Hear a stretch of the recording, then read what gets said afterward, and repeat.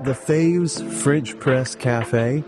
I am with you, of course, Pastor LaFave, and your associate pastor, Elliot, your son. We are drinking coffee in your coffee shop on a rainy, drizzly Michigan day, and we are going to talk about all things Little Big Church. I appreciate you having me up here, not just to be able to spend time with you, but we're preaching in the tent this week, the tent meeting, already off to a good start, and looking forward to a good week. Tell us a little bit about, in a couple paragraphs, you've been here 15 years at Calvary. Tell us about how you got to Calvary and what navigated you here. And I know that can be a long story, but in a nutshell, what got you to Calvary and in this area of Michigan? Sure. So we were traveling. We started traveling in evangelism about 20 years ago, and we got into the tent ministry through Dr. Ron Hodge and Baptist Ambassadors to America. It's now Baptist Ambassadors Team America, but we started running the tent around, setting it up for some meetings that they were having, and one thing led to another, and we took over the tent and began to run with that and holding evangelistic meetings really around the U.S. And through that process, a pastor friend of mine had told me about Calvary without a pastor and just needing some pulpit fill. And so the shortest story I could possibly put together is we just called up and said, hey, if we're in the area, we were in Michigan, we'd be in and out of the state. And I said, if I'm around and we can fill the pulpit, help you out, we'd be glad to do that. And so they had us. It would be a strange story, and it would take more time than we have about our first. They had put me on the schedule, but had failed to tell me that I was on the schedule. Sounds like a Baptist. And I was preaching in West Virginia and got a phone call on a Sunday afternoon from an irate, belligerent deacon who basically told me off in unkind and kind terms and said, you were supposed to be here. Where are you? I don't mess up my schedule. And we had a little bit of a disagreement. And when I hung up the phone, I said to my wife, well, I don't think that church will ever call us again.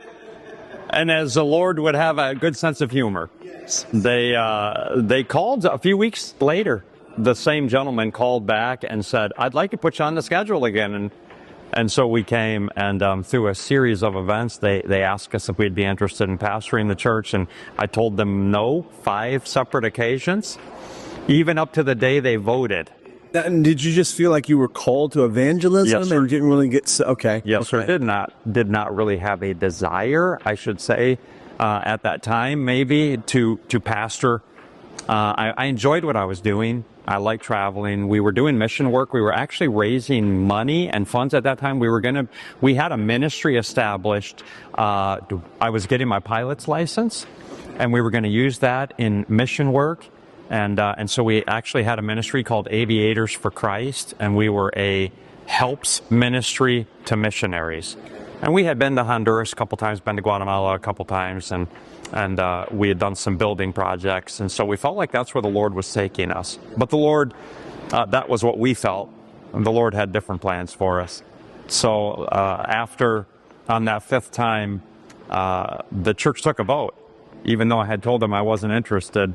And it was in the month of December, and I was preaching some meetings, and they came back and said, the church would really like you to be the pastor. And the Lord had really changed and closed some doors, if I could use that terminology. We were moving to West Virginia at that time, had our stuff packed, and things were set in place. But the Lord literally closed the door the same week. And so we began to pray diligently. It didn't feel like, hey, just because this opportunity, but we wanted the Lord's will and where He wanted us. It didn't matter to me how a church voted and whether or not they fought. But one thing I did say, I did not know how the church voted and how the vote, what the percentage was. But I did say that I told the Lord this. I think I might have told my wife this. I said, if that church voted 100%, I think that'd be a good confirmation for us as well. And the only reason I said that is because no church ever votes 100%. So I figured that'd be my way out. And when I called and asked, they said, the church voted 100%. Yeah, 100%. The Lord has a sense of humor. And that was 15 years ago. That was 15, yep. Tell us a little bit about, obviously we're on the Little Big Church, and we were talking before You know, sometimes when we hear podcasts, we watch shows, we go to conferences, we need them. We need the eagles. But us little sparrows, we fly around at a whole different altitude. Sure. I consider my church a sparrow church, our church. Tell us a little bit about Calvary. What's its size? What's its demographic? You know, briefly, what's the area that you're facing and where you are? Sure. So when we came to the church, they were running about 25. The church has been established. We just celebrated, and help me out with this, was a 78. So we just celebrated our 78th year anniversary. The pastor before me was there for 35 years. They've had a lot of pastors. They had a pastor for 3 months, 6 months, a year. So they've been through a lot of pastors for various reasons. But he was there 35 of those years. So that was a big chunk. And but he had cancer the last 5 years, and the church really diminished. And honestly, this is not me saying it. This was a deacon who's still part of the church who said to me, we were going to close the doors. They'd had a lot of men in, and just nothing was seeming to work. And they had kind of come to the conclusion, if we can't find a pastor here rather quickly, we're just going to close the doors and move on. So when we came, they were running about 25, and the Lord was very good to us. And within the first year, within the first 5 years, I should say, we grew exponentially. We had a big day of 300. Wow. About our fifth year in. We put a couple 1,000 square foot addition on the church. You know, we got real aggressive in soul winning, bus ministry. We introduced all these sort of new concepts, you know, and they just weren't maybe as aggressive as we were. And so the Lord was good, and the Lord has continued to be good to us. Much like anything, not dwelling on negative, you know, sometimes things can happen like that and problems enter in. Yeah. And so we went up and we built the addition and things were going good. We lost some people, and that's all right. But the Lord's been good to us.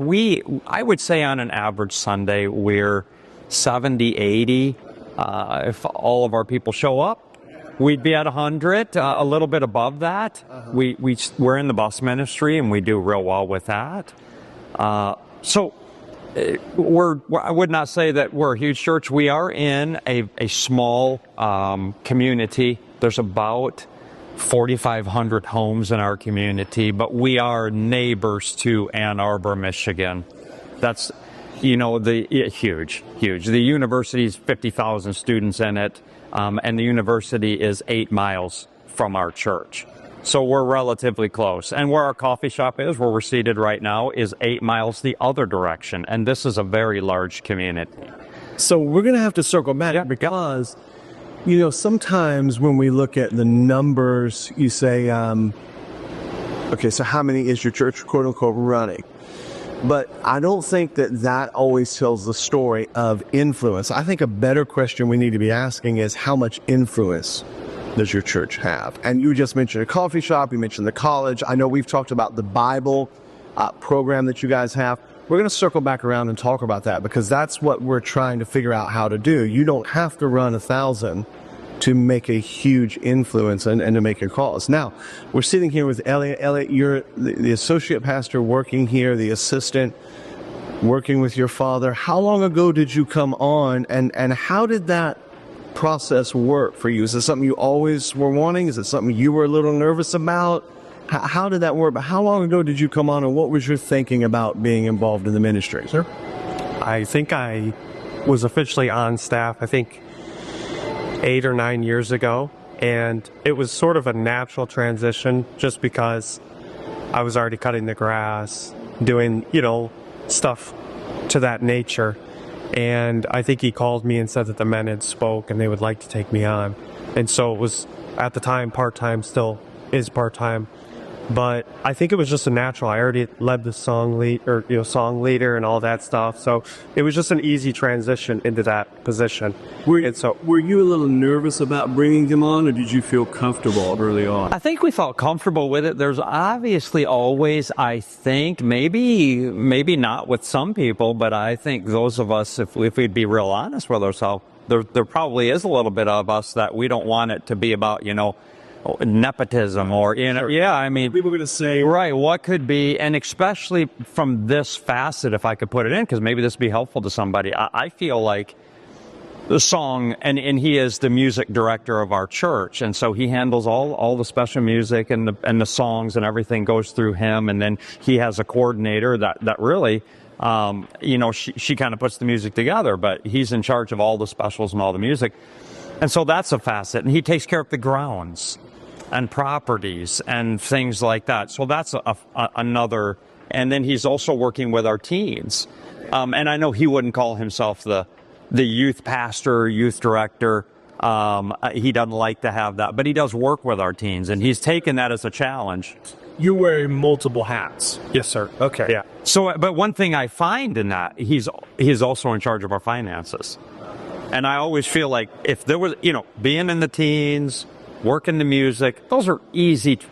But now, wait a minute, now, is this a family thing, And if I struggled, I would say that's probably where. We're going to come back to that. Yeah, that's an interesting thought. So, how long have you been on? I think 8 or 9 years now. Okay. Yes, sir.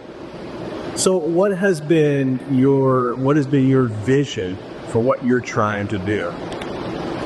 Obviously, learn as much as I can, because we never know what the future holds. Obviously, he didn't want to be a pastor, but the Lord was molding him through that time to become a pastor. Yeah. And so, gleaning as much as I can. I've always had a desire for ministry.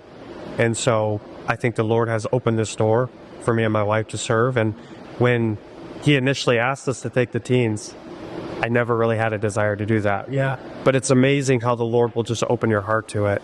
And we've got to know these teens. And, I was a teenager not so long ago, but I feel like the dynamics of teenagers have changed so much. And the things that they face. I mean, I think a couple of our girls go to a school, and it's called Heroin High. And just the things that they deal with, you never would have thought that we have to deal with this. And so the Lord has just really knitted our hearts to our teenagers, and we love them. We love them to death. And so, I mean, just that right there is the Lord pushing us in the right direction to learn more and to grow. And so we love it. We love every second of it. So you're working with Dad.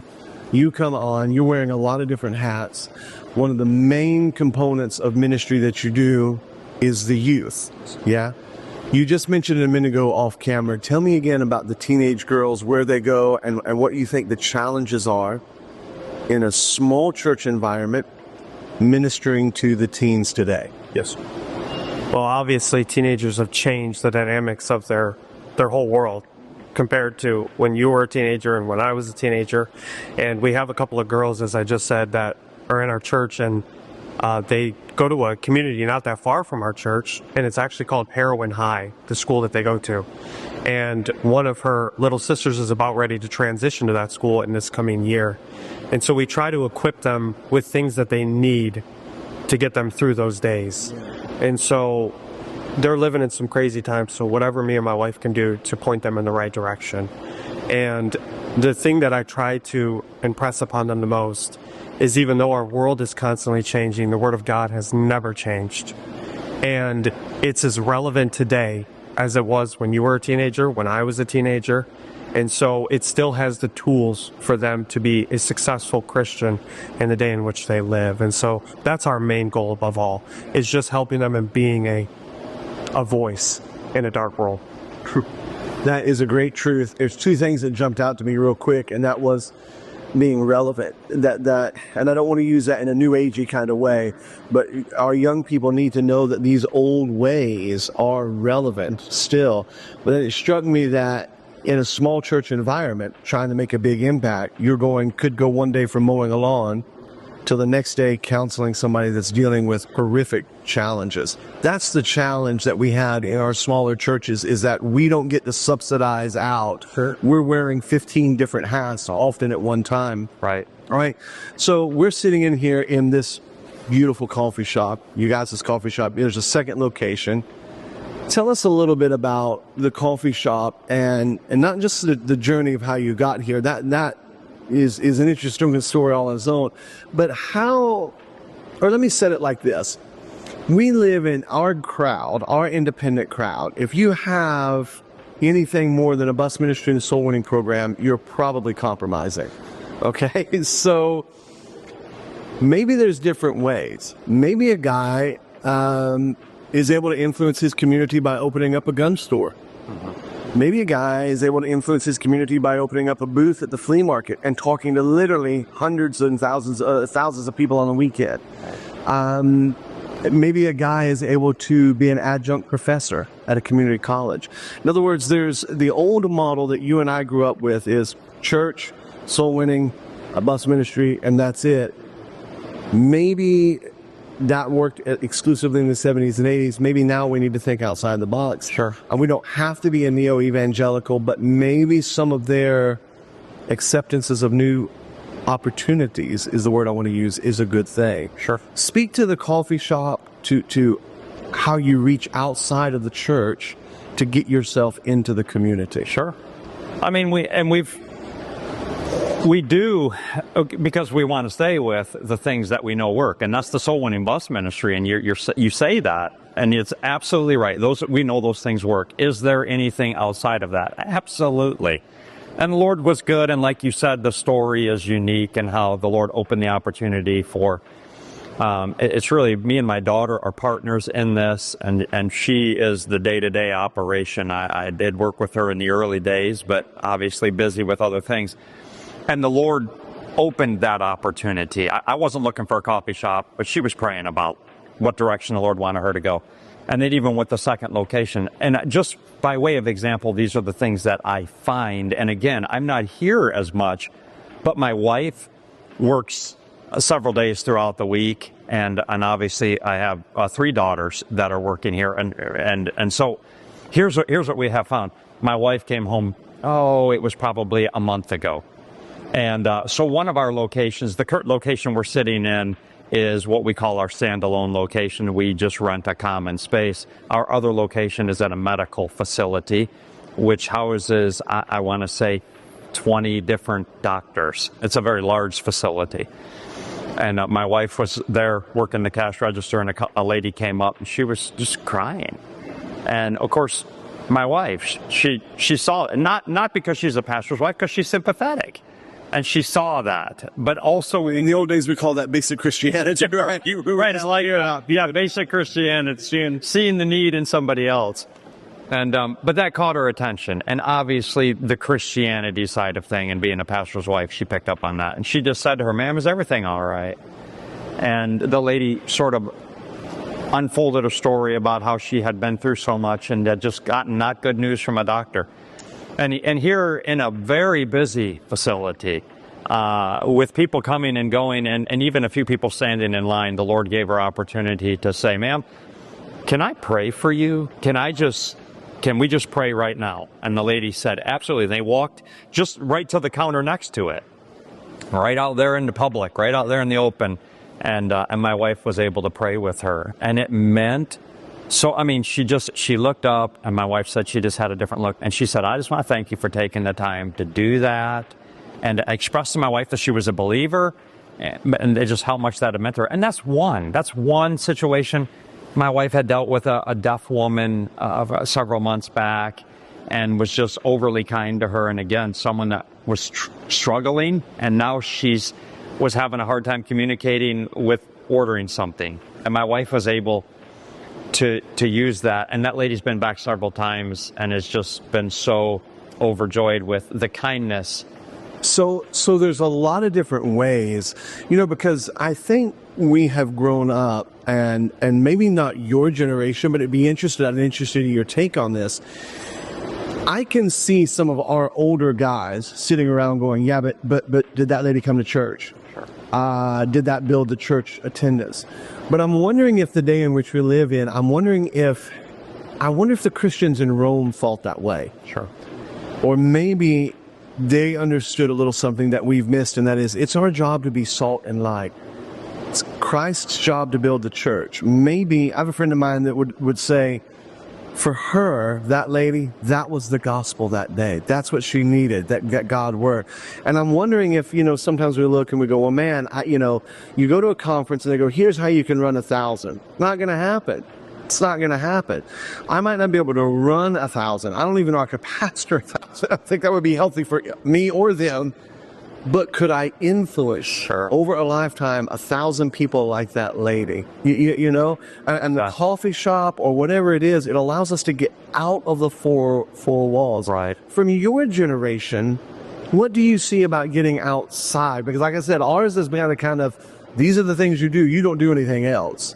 Your generation is coming along going, well, what if we tried this? Or what if we tried that? And speak to that maybe a little bit and how that means to you. Well, I think obviously the climate of our world, you're almost demonized if you're a Christian. But I think there's a right way to go about it. And it's not, to use a bad term, a snooty. You know, we know a lot of Christians where, oh, I'm better than them. I don't need to talk to them. And so I just heard a statement and it hit me like a Mack truck. We are God's billboard. And I think that speaks to what my mom did that day, just speaking to the lady. She saw that she was in turmoil. And I think that's where we lose it. I think we put it on Sunday, we put it on Wednesday, and then we take it off. On Monday, we're just our regular old person. But we ought to be Christ-like all the time. Paul was a debtor to all men. I think everywhere he went, he gave the gospel, but I think he was just a genuine Christian that loved people. And so that's one thing that we try to get across to our teenagers. It's not being pompous or high over people. It's just they're going to know who to go to when they're going through a struggle. And I've seen that in my own life. You know, people, I used to work a secular job, and they knew that I went to church. And when they were going through hard times, who'd they go to? They went to the Christian because they wanted you to pray about it or do something about it. And so I think it's just living Christ-like every single day. It's great. It's great. I love that line, genuine Christian. So, all right, so you and I, like I said, you know, he was talking about genuine Christian. Let's dive off into a little controversial waters. You've got a younger generation coming along, and I think the statistics bear it out. But even if you didn't have the statistics, there's a feel that our younger generation is moving away from the faith, the stream of faith that you and I would hold to. And they're going to evangelical groups, non-denominational groups, Southern Baptist groups. I'm not saying those are horrible people, but they're leaving what would be a stream where we would consider ourselves Bible believers, whatever the phrase we call ourselves, you know, King James only Bible believers, independent, fundamental, you know, whatever those adjectives and adverbs are. They're leaving, and one of the reasons why it's hard to get away from is that there feels like a combative spirit. Feels like sometimes we're against everything and no new thing is good. And we're standing against everything. And so is there a way, you are working with your daughters, you have your son in ministry with you, how do we hold the line, especially when you're a smaller church, and they look across the street and they say, hey, see that church over there running 10,000? How do we hold the line and go, hey, they're probably doing wrong in some areas? How do we fight for the truth and not be combative? You and I were talking about that a little last night. How do we fight for the truth and not be combative and hold on to this younger generation and say, hey, there's value and meaning to what we believe?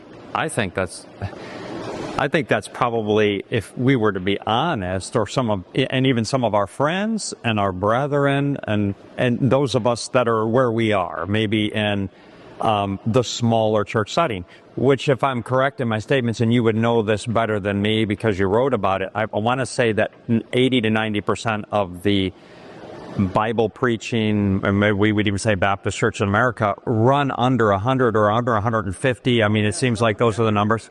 Oh, yeah. You're looking at an average anywhere from 50 to 75.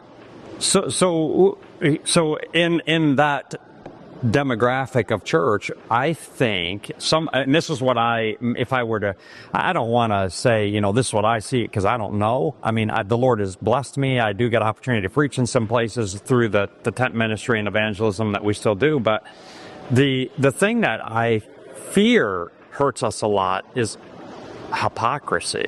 And that is, we have a combative spirit. Hypocrisy? Okay. So we're going to go down this tunnel. Okay, we're going down this rabbit hole. Let's not go down the rabbit hole. No, I'm game. I'm game. But I mean, I think we're combative and we're hypocrites. And I can say I'm not going to throw stones at people because I know myself. So where do we Where do we find the line, or what's our challenge? Here's our challenge: is that I think we ought to be strong.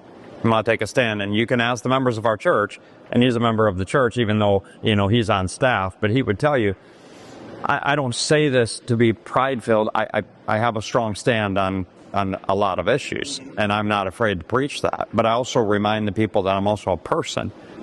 I come out from behind the pulpit every once in a while and just say, remember, you're looking at a man who has problems and has faults and failures. And I pastor several of my children, and they quickly tell you what they are because they lived with me and they know me. I try not to be a hypocrite. I think everybody's a hypocrite at some point or another. And if we just got to be honest. Yeah. And so why not be honest? Have a strong stand, but at the same time, Jesus gave us the example. He had a strong stand. I don't like the weak Jesus that the world portrays, because he wasn't. He flipped over tables twice, if I'm correct, in the temple, and made the scourge. And I'm not saying that's, but I also know they loved people. Yeah. And so he knew what he needed to go after, but he also, and if we don't strike a balance in there, I do think then we become this haughty generation, or that's always hard. Jesus didn't always have a whip. But and what does the other side always say? And you know this, brother. What's the other side? I just read this from someone. They wrote a big, long post, and I don't read every post and every blog. It's a lot of nonsense, let's be honest. But all he was writing about was there's this critical spirit going on, and I don't even know what the argument was about. But he's attacking the critical spirit by saying Jesus sat with publicans and sinners, and those were the people. And some of that stuff, we read that and we go, okay, now you're too far over here. Right. So where are we going to find this balance? And I think that without going deep into a rabbit hole, I think number one is we just need to be who we are. And not all of us are the same, brother. So that's a great statement, because, you said genuine. I'm going to use the word authentic. Yeah. You're saying be who you are. That's fascinating, because that's circling around what I've been talking about. So, at the Little Big Church, we're doing a lot of different interviews. Some of them are right down the line. We're interviewing some that are just way out of our stream. But I told our staff, I said, I wanted to reflect my library. I don't have just independent Baptist preachers in my library. I've got a lot of people in there that I read. Some I agree with wholeheartedly, some I don't. But this willingness to be vulnerable, to be authentic, to be who we are is not a bad thing. And I think the lack thereof is killing us, because there's not a genuineness. Right. If you're good at doing what you do what you do. If you're a knife maker and you can use that to enhance the church and do what you do. I don't think that the cookie cutter model, it doesn't work. And I'm not saying it doesn't work. I don't know that it ever did work, but there may have been a time when it was more effective, when everybody was kind of cookie cutter. There was a time when the bus ministry was a new thing. Right. There was a time when the tape ministry was a new thing. There was a time when putting an organ in the church, people were like, what are you doing? Right. Elliot, speak to us a little bit about what he's saying, because you've got a perspective as you see that.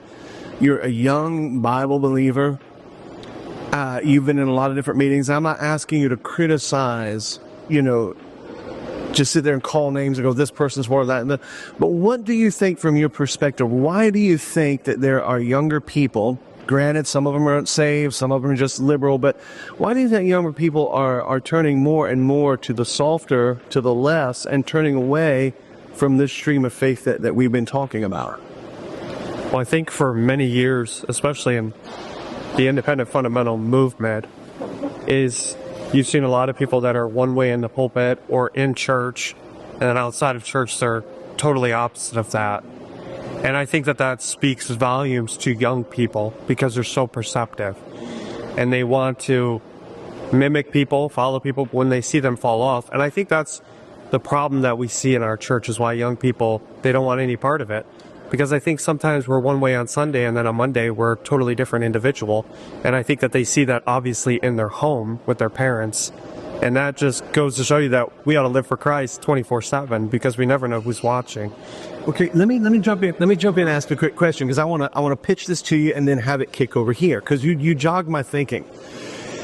So I agree. I think that there's a situation where it's a hypocritical thing. Let me ask you this. Let me add on to this and see. I've been kicking around the idea lately that it's not just hypocritical, but it's, I don't want to say isolationist, but to hear us preach from their perspective, it's like the only world there is Sunday morning, Sunday night, Wednesday night. And if you were like me, you would go home, read your Bible 6 hours a day, pray 3 hours a day, fast, 3 days out of the week. You would do nothing but pass out tracts all the time. You would be a walking, breathing, living reincarnation of John the Baptist. That is what the pinnacle of Christianity is. And then you're on a sliding scale of how much you suck because you're about there, right? Now, whether we're saying that or not, that's what they're hearing. When in fact, what we're saying is the real expressions of the Spirit.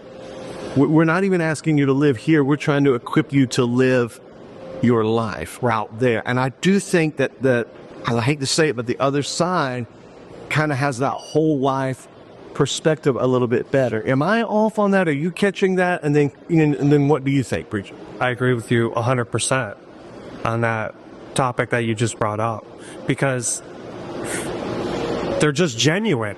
They love the Lord, but they say, hey, when you play basketball, you can love the Lord. When you wash your car, you can love the Lord. And I think that's one thing that's been preached to us, is that we've got to, like you said, pass out tracts all day, go home weary, read your Bible, pray. And we need to do all of those things. But like he said, there has to be balance. We have a Christian life and we have a life, but we want Christ involved in all aspects of our life. When you were just talking and kind of listening to this, I'm reminded of a couple things. I think that sometimes we miss and look, I'll say this, and I know you're just like me on this. We say independent, fundamental Baptist, and all of a sudden, we're gonna get all the haters out there. Like, here they go, wrong people. No, that's not us. I'm an independent fundamental, and I love it. I'm proud of it. I'm not changing one thing. I'm a king. So let the haters be with the haters, or let those people say what they're gonna say, because we're proud of our heritage, but not pride-filled, but we're proud of our heritage. Right. So in striking the balance, here's what I have tried to do. And again, this was learning and growth, and I'm still doing it. I just said this to somebody last night. We had almost this identical conversation. I try to surround myself with people that are real. Now, I'm appreciative of everyone. And by that, I mean, if I were going to go ahead and just use what we might say in our Baptist circles, whether they're the big name guys or the little name guys, I'm appreciative of all of them, and I'll let them influence me to some degree, because I appreciate those that have the really high stand. Sure. The John the Baptist, right? Because we look at them and we go, oh my word, they must read their Bible 12 hours a day. Right. They don't do anything other than, pray, preach, and witness. And we know that they don't say that, but in our minds, we get that idea. And I appreciate their influence because they help me. But also at the same time, I want to surround myself with people that are just genuine. And by that I mean, even in our circles, those are people I want their influence in my life. And lately, and I said this to somebody not that long ago, I listen to a lot of preaching because as a preacher, I need preaching. Yeah, and it helps me. It helps because I need it. I need it for my own Christian life. I read my Bible, I study, and the Lord speaks to me. But the truth is, I need it. There's two preachers that I listen to quite often. Just about every Sunday, I'll watch both of their services. There's usually 4 or 5 guys that I watch, but there's 2 preachers. I say this about the 2 preachers, and it's kind of it only applies to me and just in my mind and the way I think. I say, one of these preachers, he teaches me how to be a good Christian. I said the other guy, he makes me want to be a better Christian. Oh, that's interesting. And I wish I could formulate that more but that's when I watch them, and that they're both great. They're both great preachers. One of them pastors a very large church. We would put him in the very large in the country category, well above a couple thousand. Yeah. The other guy pastors, not maybe my size church, but he would be in between. I want to maybe think 300, 400, 500. I don't even know if he's that big. But the difference in them, now look, they both love the Lord. They both, their churches are probably a notch above, I would say, when it comes to all of the standards, the soul winning, the bus ministry. They're both, they have that. But that's just the difference. Well, look, I want those guys to influence me for good. Well, that's a big thing when you say, I agree. I mean, and when you look at our level of our churches where we are, I think that's what we need is we need to not just teach, but we need to inspire. We need to make people want to be like that. Yes. But I do think that there's a challenge in that our preaching and our stream, and I agree, whatever you want to put the long list, independent, fundamental, Bible-believing, King James only, premillennial, pre-tribulation, biscuit, fat, the whole thing, that's what I am. That's my heritage. I'm good with all of that. But I think, one of the drawbacks or challenges for our stream has been this, how am I going to say it? The immediacy of a result. Mm-hmm. So when we preach, we're preaching with an immediacy. You've got to do this right now. Mm-hmm. But as I get a little bit older, I wonder how much of the preaching and teaching, yes, you need to make a commitment to change in an area if it's wrong. The actual change is going to take 2, 3, 4, 5 years, 10 years. You may be trying to change in that area the rest of your life. Right. And I'm not saying, I know that, there's going to be people that send in, email. I'm not talking about compromising, but I'm talking about giving some people some space to grow so that they want to grow rather than coming to church where they feel like, what's the list that I'm not doing that I'm going to get told about this week? Why don't you hit that from a younger perspective, not even the teens, but just from a young, married adult? It feels like that. You come to church, this is what you should be doing, or this is, giving people some space to grow. I don't think that that's a compromising thing, and especially with smaller churches. Sure. Because when you're in a big church, they can tune you out. When they're sitting in the back of 1,000 people, they can tune you out. When you're sitting there with 75 people, they know who you're speaking, and everybody knows who it is. What would you say to that, Elliot? Well, I think it has to do with a lot of our teaching, is that every day it's a slow step. We give them the right recipe of how to make a day successful. And oftentimes I think it's, I can't accomplish that. Well, you can't read 6 chapters a day. Maybe you're just too busy. Can you read a chapter? Can you read a verse? And then before you know it, you're so enveloped in the Word of God that you're reading a chapter, 2 chapters. But I think we put such a standard, like you said, and we leave our places of worship and we go, I can't do that. Yeah. I work 90 hours a week and I've got 8 kids, whatever it is, the list goes on and on.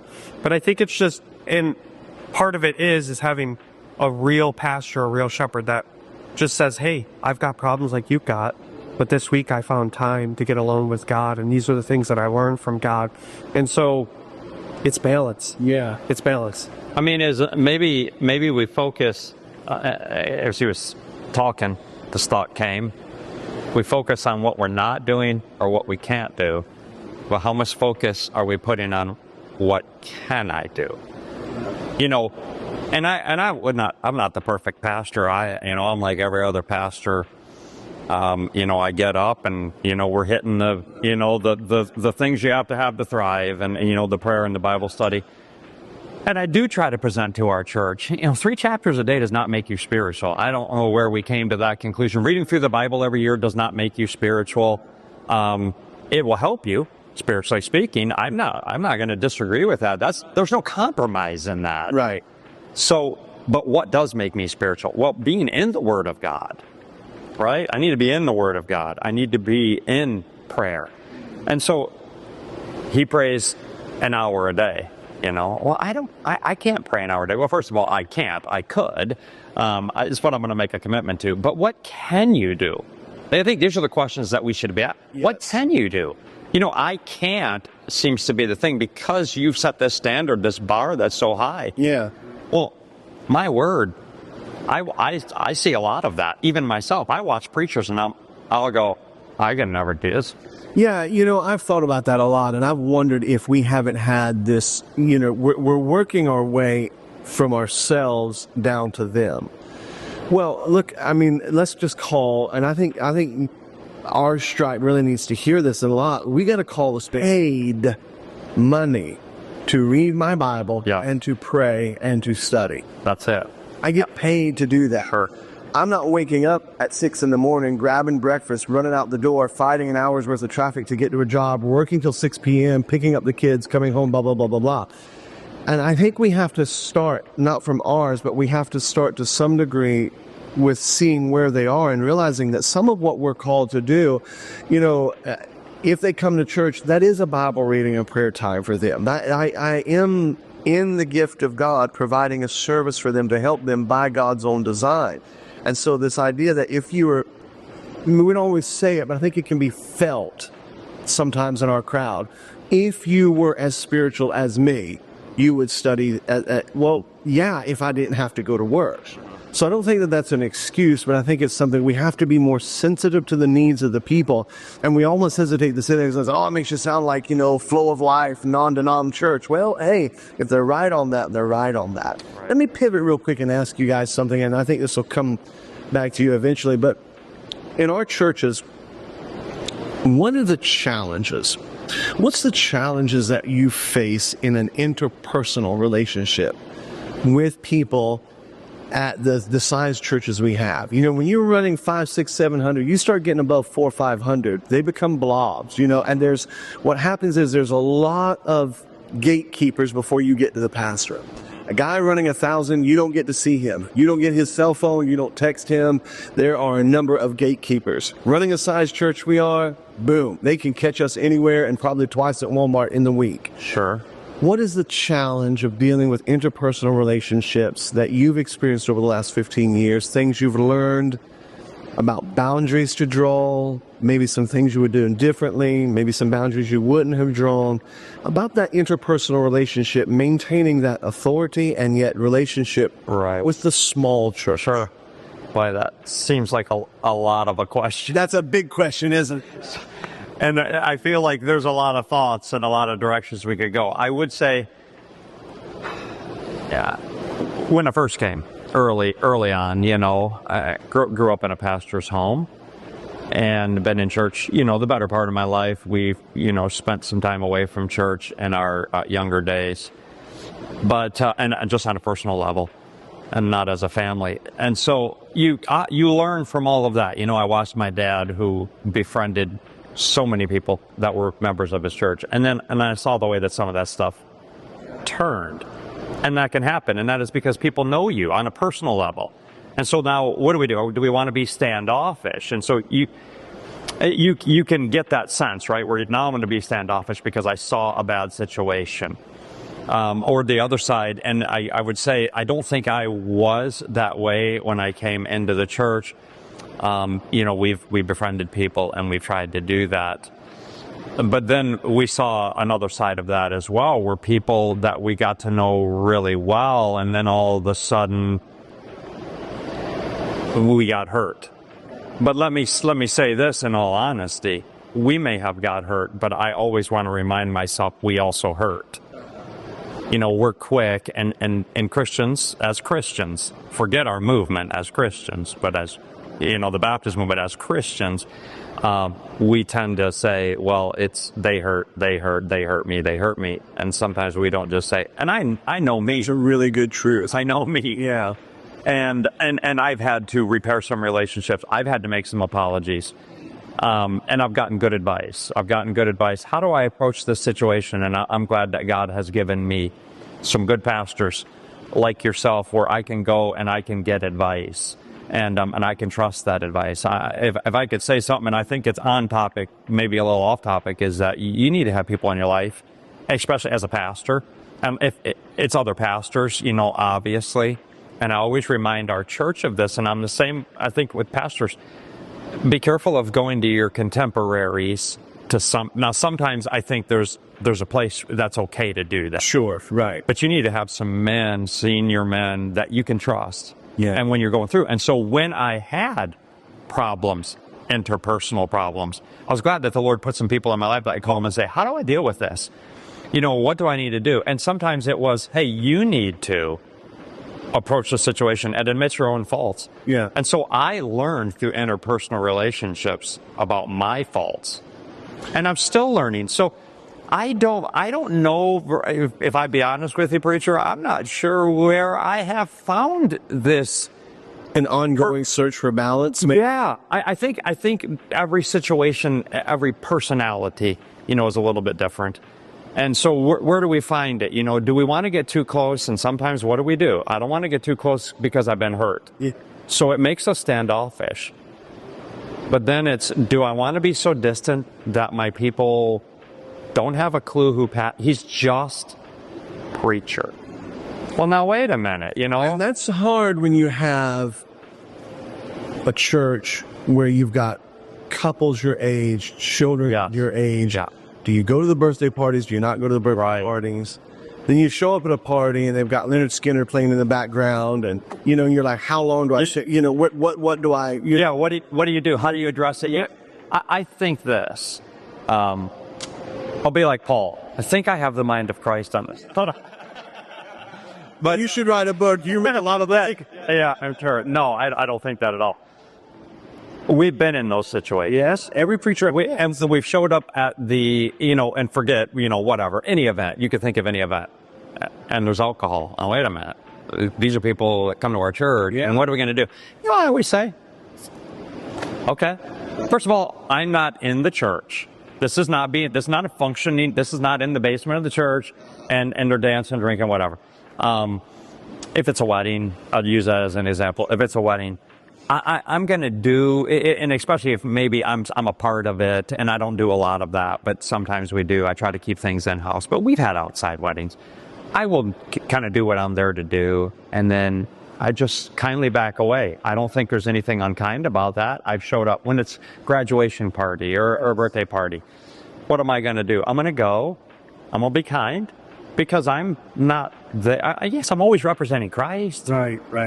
But I say this, I have a couple of friends that are not pastors. And, those are few and far between for anybody in life. That's not just a pastor thing, right? But especially for pastors, we don't have a lot of people that aren't pastors. So I'm just real short, and then I don't want to take up a lot of time on it. But I tell my wife this all the time. I have a very dear friend in particular, and I've had others in the past. She goes, well, why do you like hanging around him? I said, because he just treats me like a normal dude. So that's so true. I think so. I want to go and not be pastor. Yeah, I think that guys, and I want to come back to what we're talking about with you, but I think that this is something that some guys in the little big church, and they're going to need to hear, and you got to figure out how to do that. I don't know that there's an answer, but you're going to figure out how to do that. So I have the guy where my daughter works. Is the owner. He's a personal trainer, entrepreneur, started his business. There's a lot of crossover between what he does as a coach, as a trainer, as an entrepreneur, and what I do as a pastor. But there is a difference, and he's actually a personal trainer. And I pay. I go twice a week. We've become, I believe, very close friends, intimate friends, and shared some things and pray. But one of the things that's great about it is for that hour when I'm there, I'm not in charge or anything. Right. I'm not having to solve any problem. Right. I'm not having to fix anything. And he doesn't spend an hour asking me about issues of the Great Tribulation. He's like, do your bear crawls, do your sit-ups, we're going for a run. Yeah. You know what I'm saying? Right. And the conversations that we have are very organic. I think a lot of guys need that. I do. And they got to figure out how to do that. And here's, though, my admonition, I think. I don't think you can find that in your church, and I think it's dangerous if you do. I've tried that. Ask me how I know. And I would absolutely agree with that sentiment. Yeah. When I talk about my friend, he's not even living this. Yeah, it can burn you. So from your perspective, what has been, you as a pastor's son, now on staff, what do you see about the interpersonal relationships? What have you experienced that you think, it's good, it's bad, it's ugly? What's your take on the whole? Well, especially people my age, because people my age are living such a different life than what I live.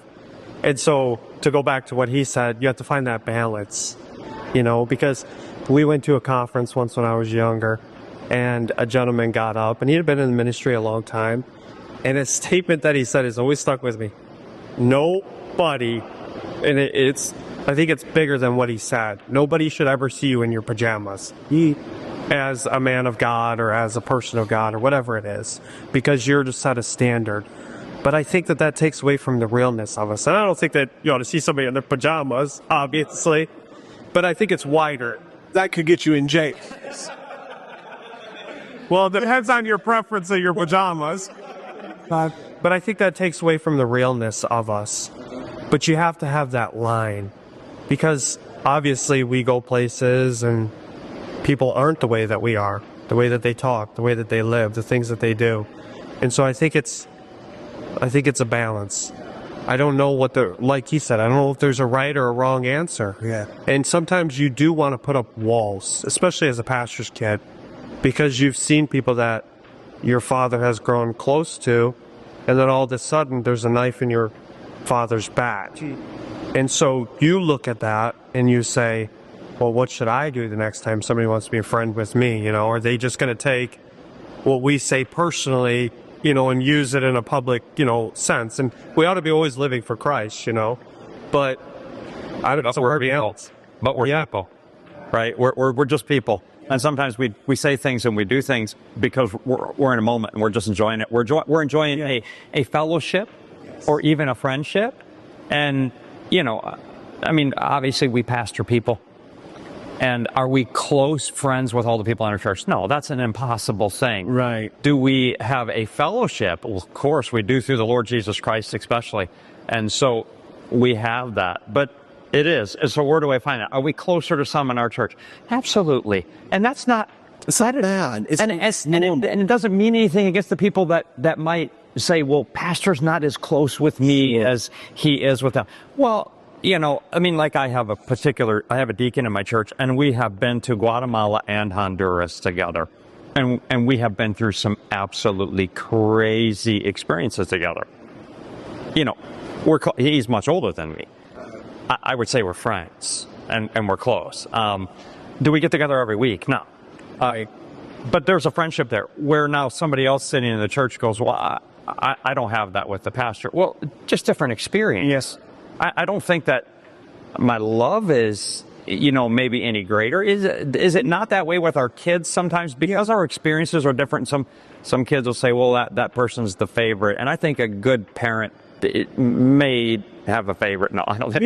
It's a different relation. Yeah, I think so. And I think there's a danger, whether, the bivocational or all those kind of things. I do think that there is a danger for us, for the day in which you live, 100 years ago, 200 years ago, 300 years, different time, different setting. I think for us, there is such a demand. People are so different. There's, people say, well, the pulpit's changed. Well, so has the pew. Mm-hmm. That I think it's almost a healthy thing for pastor and a pastor's wife, pastor family, to have an outside, non-attachment life than the church. Because you eat, sleep, drink that thing. And there are times when you're going days on end and the only conversation you have with your wife is about the church. Mm-hmm. What else do you talk about? My wife and I have noticed that over the last 2 years, especially when we started working out together. We started going to the live training center.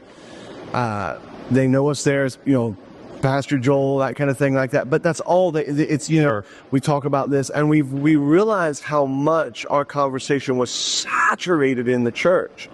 This person and that need and this burden and why are they doing that and what's going to happen here and everything. Right. And then it's just sun up to sun down. And then we realized, we got into a cycle where it's just constant feedback loop. And I don't think that that's healthy. I think having outside interests, because it puts you in the real world.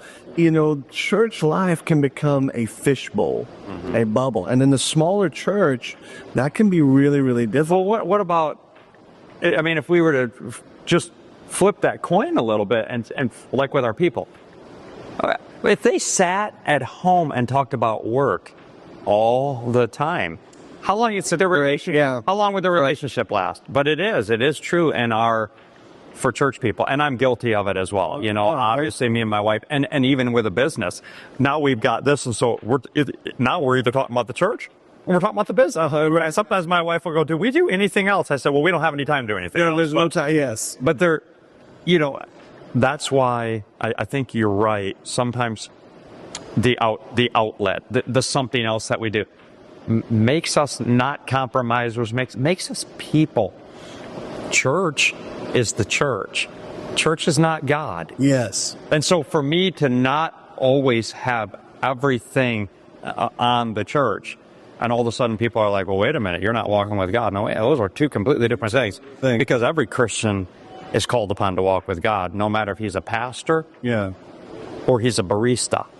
Right? We all have the same obligation to walk with the Lord, to walk right before Him.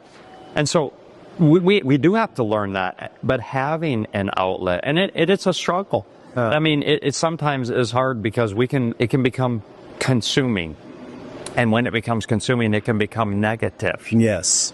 That's exactly right. Because if somebody's on their job all the time, working their job, thinking their job, talking about their job all the time, I mean, eventually that'd become negativity in their relationship. It'd become negativity in their life. Well, it can happen the same way with pastors in the church or whatever it is. So to find that, it is hard, though. It's hard because we are, as Elliot said, it's hard because we do have this like, whoa, I want to be careful, even with people not in our church. Oh, I want to be careful.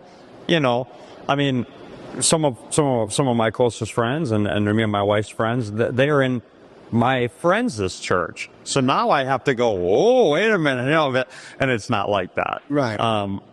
But it is good to have, because interpersonal relationships, I think, in pastoring, and I'll flip this a little and I'll be the interviewer for a minute and ask you a question.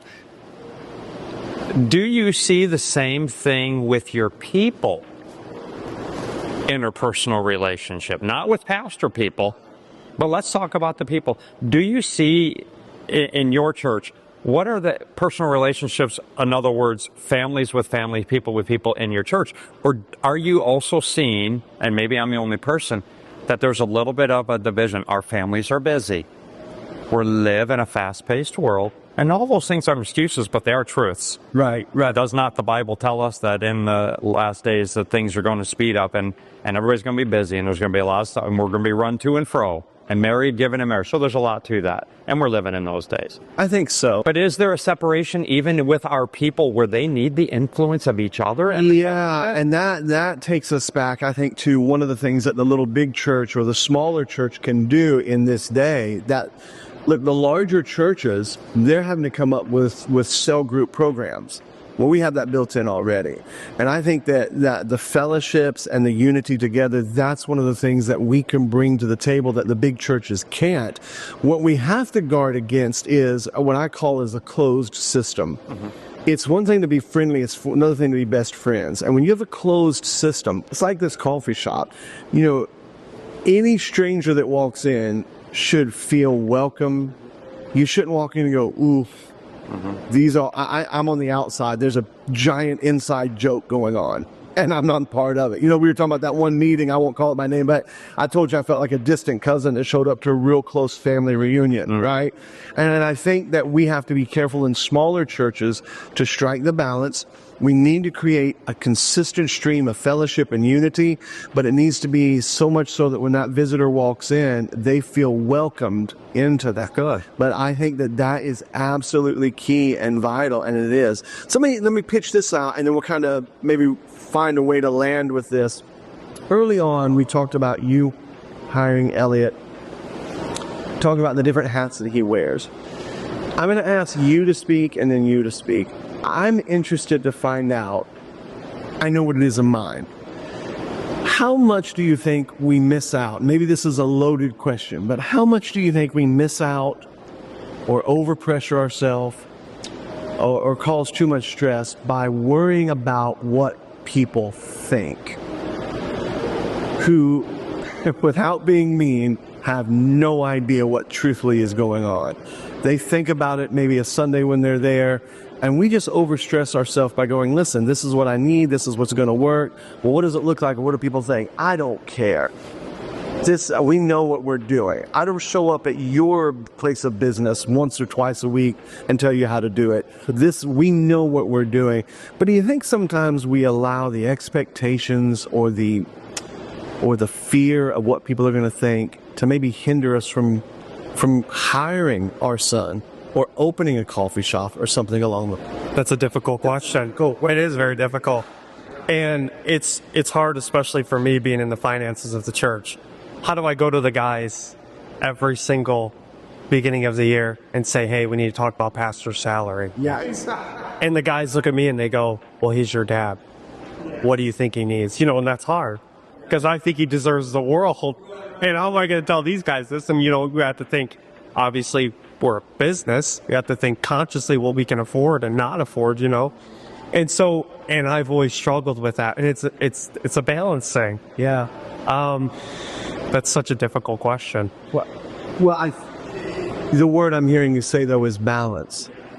You can go to one extreme where you don't give a flip what anybody says. Right. I wonder if we have it tipped to the balance sometimes is that again, I'm not throwing the independents under. I am. But there is an expectation of what an independent Baptist should look like, feel like, smell like. And if we're off of that, you had mentioned, hey, be genuine Waller. So if we're off of that, then it's kind of like, that's a problem. And maybe it's not. Maybe we need to have gotten out of balance. Maybe we need to not be afraid of tilting it back that way. What do you? Right. Yeah. I mean, there's obviously you're lying. Just call it what it is to say, I don't care what people think. I say that to my church all the time. This whole, I don't care what people think. And look, I'm that guy. I'm the guy that gets in the pulpit and says, bless God, I don't care what you think. I'm going to say what I want to say. The truth is that sounds good. It's good preaching. Yeah, it does. And I probably, maybe have, and that, I don't want to say it's a right attitude, but maybe we have that attitude sometimes. I mean, I do feel like that with a lot of areas. But there's some areas where you do care what people. Sure. So we do concern, and we care what our people think. Our people, but the church people, the people that God has entrusted to us, we do care. And so there is this sort of expectation there where we're looking at that going, where do I find, right? Because I want to do right, but how does this look and how is this going to be? And we could use the illustration. I mean, he brings it up. We go every year. It's the same thing every year. I know how this is going to go. And, and and then of course it gets brought to me, well, we need to do something about, I'm like, I don't want to talk about money. I don't want to do, this is just weird and odd. And so it can be that way. So optics are obviously a big thing. Why do you think it's weird for us? Because if you had a value, if you were an artist, an architect, you would have no problem saying, this is the value that I bring to the table. Right. Why is it that we have fear of saying, hey, this is the value that I bring to the table, and I'm worth this, and I'm actually worth a lot more. I'm just giving you, because, you take that verse in Galatians, be not deceived, God is not mocked, whatsoever man soweth, that should also reap. There's no way. No, that's true in sin and everything else. There is no way to get around the context that the two previous verses setting that up are, let him that is taught in the word communicate, give back to that teacher. Right. And then the very next verse says, be not deceived, God is not mocked, whatsoever man soweth, that shall also reap. You can't tell me that you value God and God's word and tip him $5, but you'll go spend $25 on a steak. Sure. So God is not mocked. You don't value the word. Why is it that we are afraid of saying, this is my value? And you drive a nice car, I'm not Benny Hinn, I want a nice car and a nice home for my family because what I'm teaching is worth value. Is that wrong? I don't think that, I'll say this, I don't think that it's hard for me to say in someone else's church. It's just hard for me to say and preach a lot of stuff in other churches. It's just hard for me to say, why do you think, and Elliot, I use an example, I just preached for a friend, and I've preached for him several times, and I admonished, that's be the nice way of saying, I admonished his church about that very principle. why does the pastor have to live impoverished when you don't? Why do we think that? And where is that mentality? And I didn't think it existed. I mean, maybe, my church takes good care of me, but I didn't think it existed. And then the more I hear, I find it does exist. Yeah. And people say that's not our mentality. Well, it is in your mentality. It's in your mentality every time you sign that check, and you're not given. And so I reminded them of what the Bible says. The workman's worthy of his hire. And I said, in our churches, maybe it's in our Baptist churches, it could be denominationally in some denominations. I know there's others that do other things. I said, we're the only organization, corporation, you can call it, I know it's an organism. Yeah, I know what you're saying. But the truth is, aren't we the only one that the employees pick the salary of the CEO? Uh-huh. Do they do that at, I don't know, GE? Did the employees get to say, well, we think he's worth it? No. And so we say, well, then we need a governing board. No, you're missing the point. The point is that, I think the pastor only needs to make this much. And if we keep him impoverished, he'll stay here. And this, that, and everything. I don't think we ought to live lavishly. No. But I agree with you. Where is this level of, I remind our church, and if any of our church will watch this, they know that I say this will not be an untruth. And I remind other churches of this. Don't go buy new furniture and bring your old furniture to this church. I tell our church, you're not bringing your old furniture. And and look, we don't want your old Keurigs, your old coffee. And you stay in our prophet's chamber. It's like a holiday. It was beautiful. All brand new furniture. Because, well, pastor, you're putting a prophet's chamber in. Well, let me bring my old couch and this bed that my dog's been sleeping on. And then we'll put the pastor up in there when he comes to speak. Yeah. No. Because why should you get a new, but God gets your leftovers? So I think that goes to something that we've talked about in the Little Big Church. And I'm going to use a word here. Here's the word that I think would help us strike, because we've talked about balance in a lot of areas. Here's the word I'm going to use. And if someone else can come up with a different word, that's more power to them. But I think the word I use to help me strike that is professionalism. Mm-hmm. A professional is balance. If you met a guy who was a high-level real estate operator and you met him for coffee, or there's a professionalism about, you're going to feel friendly. Mm-hmm. He's going to want to know about your children. Let me tell you about it. But there's still a line of professionalism. There's a balance there. And maybe that's not the best illustration, but a doctor is the same way. A doctor comes in, hey, how you doing? They got good bedside manners, but I've got to get to another. There's a professionalism. I think one of the things we try to strike at the Little Big Church, and we've really been circling, is professionalism. Our churches should be professional, and I think preachers should not be afraid of going. If you don't live up to it, then that's your fault. But if you're studying and you're producing good material for your people, you're there for them, that you are a professional, that's your job at a high-level operation. I don't think we should be apologetic for going, hey, I'm not living in a mansion, but if everybody else, I should at least have the median income of what's there.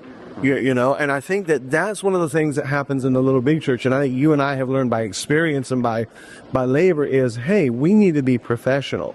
We're going to be professional whether we show up. That's what a professional would do. You show up to a wedding, they have a reception, and there's alcohol. You don't have to. That's not the place to get up and preach. Right. You don't have to show up that next Sunday when they show up with their family. Professional. I'm going to be professional. Right. There's a time and a place. This isn't the time and place. All right. I think we've lost that. We've allowed unprofessionalism to enter into our churches. And the people are unprofessional. The buildings are the whole thing looks raggedy. And the more that happens, the more we feel raggedy. We lose our self-respect.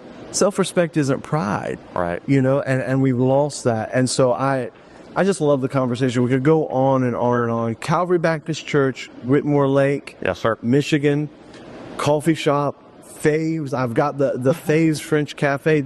Somebody could actually order. You sure can. They can. Yeah. Go online. Go Faves French Press, the Faves French Press Cafe. But if you look up Faves French Press Cafe in Brighton, Michigan, absolutely, you'll be able to find us. And yeah, you can order coffee on there. You can call us, and we've shipped coffee. Yeah, we've got several pastors that love our coffee, and we ship it out to them. It's a great concept. If somebody wanted to reach out to you, sure, be able to pick your brain about some of these ideas. We've actually helped 3. I just talked to a man yesterday for about an hour on the phone. and he's connected with a church here, and he's getting a coffee cart going, and he just wanted some advice. And a little extension, he's on staff at the church, but this is a way for him to. He's an assistant looking to make some extra money. Yeah. And then we helped another church, just picking our brain with it, and we've had another one that's asked us, hey, if we wanted to do something, would you come in and help us? So there is a. Everything outside the box. I love it. Thank you so much. Thank you. Preacher, it was great to have this fellowship. Thank you so much. Dude, I could keep on talking with you guys.